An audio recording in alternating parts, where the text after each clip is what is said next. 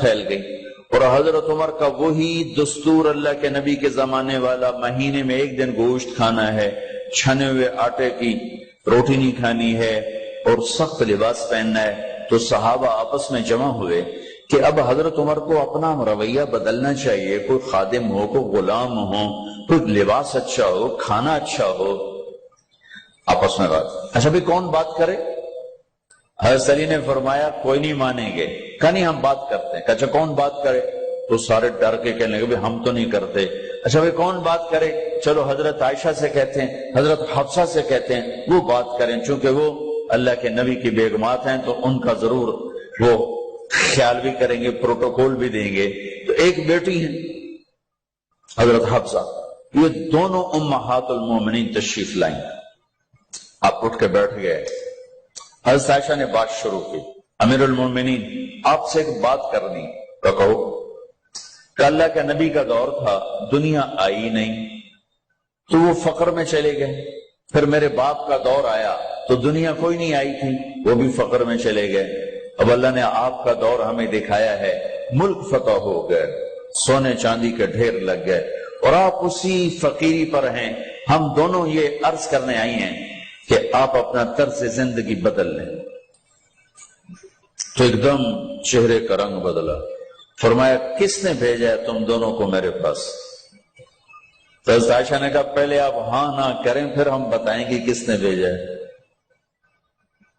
فرمایا اگر مجھے ان کے تم نام بتاؤ نا تو میں مار مار ان کے چہرے لال کر دوں جنہوں نے تمہیں میرے پاس بھیجا ہے۔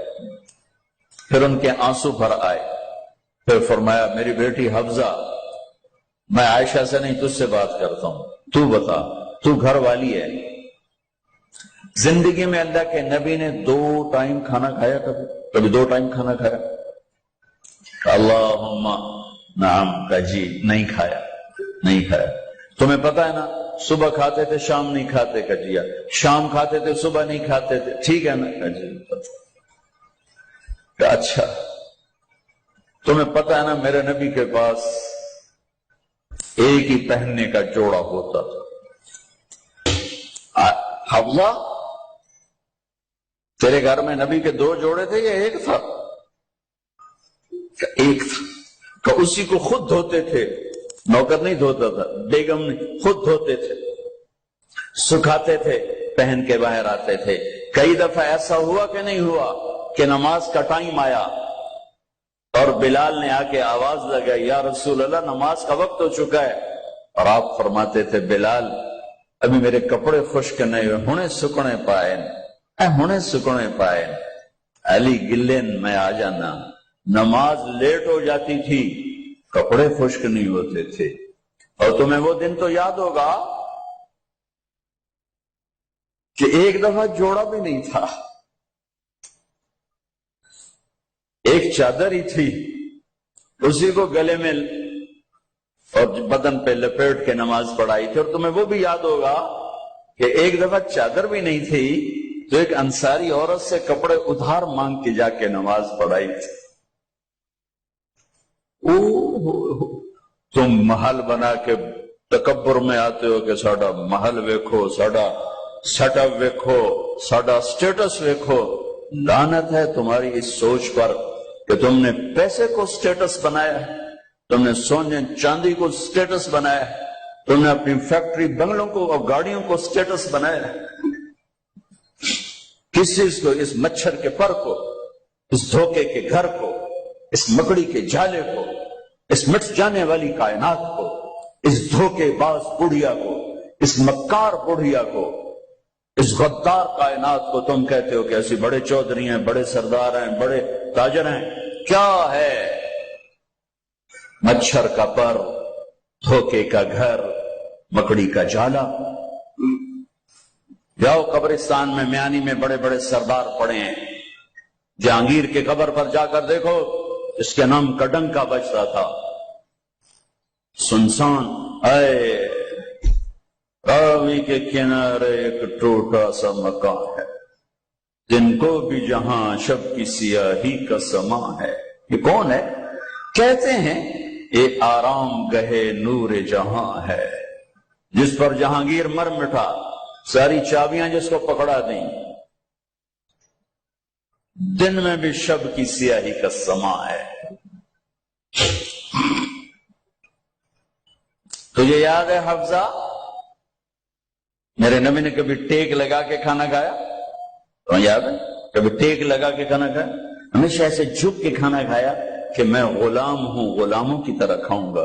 ایک دفعہ تو نے چھوٹے سے اس پر ٹیبل پہ رکھ دیا تھا اور کہا یا رسول اللہ آپ ذرا آرام سے کھا لیں، تو آپ نے کھانا اٹھا کے زمین پہ رکھ کے کہا تھا حفظہ میں غلام ہوں، میں غلاموں کی طرح کھانا کھاؤں گا۔ تجھے وہ بھی یاد ہوگا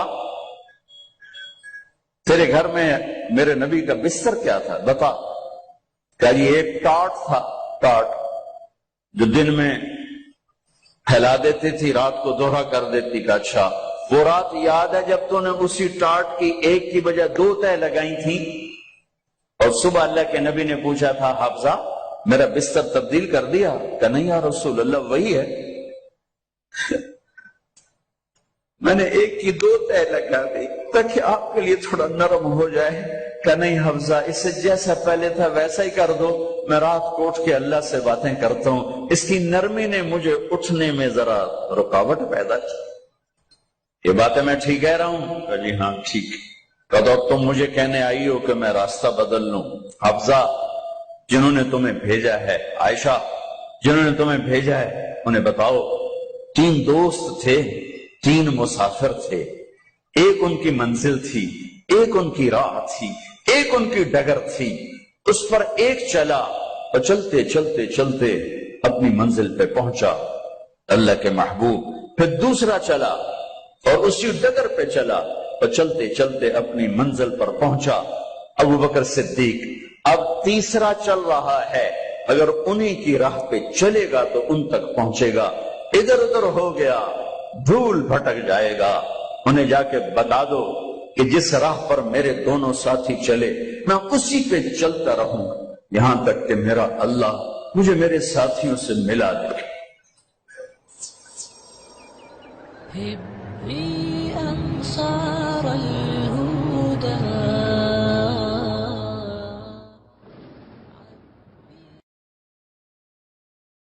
اس کے علاوہ مجھے یاد نہیں۔ تو میں نے خواب میں دیکھا، میں نے کہا کیا حال ہے؟ تو اس نے کہا آگ کے تندور میں ہوں، آگ کے تندور میں ہوں۔ اب میرا تو خون، میرا تو چاچے کا تائے کا بیٹا، مجھے تو آگ لگ گئی۔ میں اس کے لیے پڑھنا شروع کیا، پھر حج کا انتظام کیا۔ تو حج کے بعد جب واپس آیا تو پھر مجھے نہیں خواب آیا، ایک اور ساتھی کو خواب آیا کہ طارق میاں سے کہو تمہارا تحفہ مجھے مل گیا، وہ جو میں نے حج کروایا اس کی طرف سے۔ تو اللہ تعالیٰ کا فضل ہے کہ اس نے یہ بھی رکھا اس امت کے لیے کہ مرنے والوں کے لیے ایصال ثواب کرتے رہو تو ان کی بخشش کے سامان بن جاتے ہیں۔ تو اگر ایمان ہے اور عمل نہیں ہے تو سیدھا جنت میں نہیں جائے گا، وایا ہو کر جائے گا۔ اور اعمال میں میرے عزیزو، میں نماز کی پہلے تھوڑی بات کی تھی، روزے گرمی میں میرا اور آپ کے صبر کا امتحان ہے، میرے آپ کے عشق کا امتحان ہے کہ ہم اللہ کے لیے کتنی بھوک برداشت کرتے ہیں اور اللہ کے لیے کتنی پیاس کو برداشت کرتے ہیں۔ ہمارا روزہ تو شام کو کھل جائے گا، لیکن میرے نبی کی اولاد نے 72 گھنٹے کا روزہ رکھا تھا اور پیاسے ہی ذبح ہو کے اللہ کے پاس چلے گئے تھے، اور قیامت تک کے آنے والے انسانوں کے لیے عذر کے دروازے بند کر دیے تھے کہ وہ تو رمضان بھی نہیں تھا، پانی سامنے تھا لیکن درندوں نے پانی روک دیا۔ حسینی قافلے کی بات کر رہا ہوں، اور چھوٹے 2 سال کے معصوم بچے سے لے کر حسین عالی مقام تک سارے گھر گھرانے نے 72 گھنٹے نہ پانی کا قطرہ نہ روٹی کا لقمہ، اور اسی بھوک پیاس میں اللہ کی بارگاہ میں حاضر ہو گئے اور امت کو پیغام دے گئے، عاشق ہوں میں عشق کماں میں دل رکھیں وانگ پہاڑوں ہو، سہ سہ بدیاں ہزار علامیں کر جانے باغ بہاراں ہو، منصور جے چک سولی دیتے جڑے واقف کل اسراراں ہو، سجدیں سر چائیں نبا ہو توڑے کافر کہن ہزاراں ہو، عاشق سوئی حقیقی جڑا قتل معشوق دے مننے، سر نو جوڑے تے مکھ نہ موڑے پمیں 100 تلواراں کھنے، سچا عشق حسین علی دا باہو، سر دیتے تے راز نہ بھننے. یہ پیغام دے کر گئے. ابھی ہمارا چھوٹا سا ٹیسٹ ہوگا، صبح سے شام تک 13, 14, 15 گھنٹے کا روزہ ہوگا. اللہ دیکھے گا میرے لیے کتنا کو برداشت کرتا. تو اللہ نے ہمیں اپنی بخشش اپنے خزانوں سے دلانے کے لیے نماز دی، روزہ دیا، زکوٰۃ دی، حج کے اعمال دیے. حج زندگی میں 1 دفعہ، زکوٰۃ سال میں 1 دفعہ، روزہ سال میں 1 مہینہ، اور نماز دن میں 5 دفعہ. دن میں 5 دفعہ. اور آپ نے فرمایا کہ میری آنکھوں کی ٹھنڈک نماز ہے.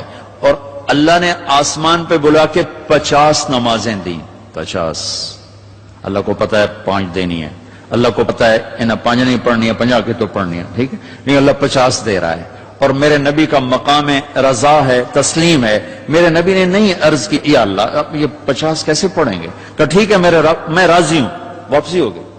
جب اللہ میں نے یہ کہیں پڑھا نہیں واضح کر دوں، لہٰذا میری بات غلط بھی ہو سکتی ہے 100%، اور ٹھیک ہونے کا بھی امکان موجود ہے. کہ جب اللہ پاک نے دیکھا کہ میرا نبی تو تسلیم اور رضا پہ وہاں پہنچ گیا ہے کہ سوال ہی نہیں کیا کہ یا اللہ انہیں 50 کتوں پڑھنی ہے، تو انہوں نے موسیٰ علیہ السلام کو آگے کھڑا کر دیا. ہوگا. میں اس لیے کہتا ہوں کہ میرے پاس اس کا کوئی ثبوت نہیں، میرا اپنا ذاتی ایک ذوق. آگے چھٹے آسمان پہ موسیٰ علیہ السلام کھڑے تھے. یا رسول اللہ ملاقات کیسی رہی؟ کہ بڑی اعلیٰ. کیا ہوا؟ کہ 50 نمازیں. ان کو توبہ تو کہیں پڑھنی ہی نہیں، واپس جاؤ تھوڑیاں کراؤ. اب یہ چھٹے آسمان، یہ 7واں، یہ سدرۃ المنتہا، یہ فاصلے کوئی نہیں جانتا اللہ کے سوا، بے شمار ہیں، لیکن یوں طے ہو رہے تھے، لیکن فاصلہ تو ہے. واپس گئے تو اللہ نے 5 گھٹا دی، 45 نہیں گھٹائیں. اچھا بھائی میرے حبیب 5 کم کر دیتے ہیں. آنا جانا 9 دفعہ واپس بھیجا. 9, 5, 45.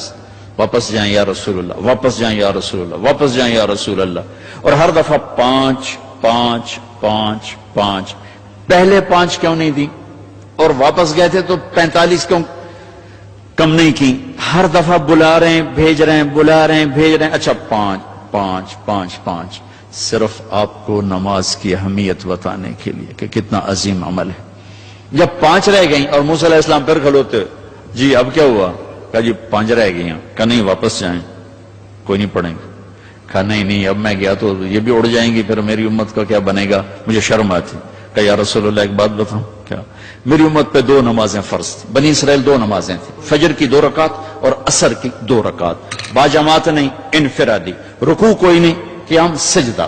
تلاوت کوئی نہیں، تسبیح. قرآن میں آتا ہے ورکعی مرعاکین، حضرت مریم کو وہ ورکعی سے مراد رکوع نہیں، جھکنا مراد ہے کہ جھکو اللہ پاک کے سامنے. رکوع ہمیں ملا، نماز میں تلاوت ہمیں ملی، اللہ اکبر ہمیں ملا. کسی امت کو اللہ اکبر نہیں ملا، کسی امت کو رکوع نہیں ملا، کسی امت کو تلاوت نہیں ملی. وہ اپنی کتاب کے حافظ نہیں ہوتے تھے، ہم اپنی کتاب کے حافظ ہوتے ہیں. ہمارا بچے سے لے کر بوڑھا، مرد سے لے کر عورت جو یاد کرنا چاہے. میرا شاگرد میرے یہاں مدرسہ میں، اس نے 29 دن میں قرآن یاد کیا.